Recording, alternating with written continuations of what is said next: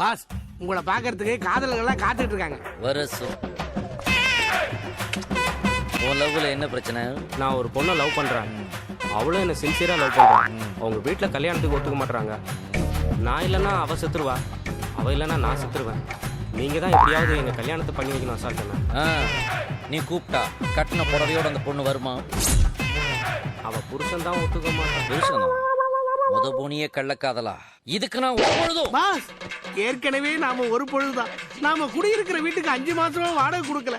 ஜிம்பாய்ஸுகளுக்கு பேட்டாவும் convention கொடுக்காதனால நாளுக்கு நாள் ஒல்லி ஆயிட்டே போராடுங்க. பாஸ் கொஞ்சம் கிட்ட வாங்க.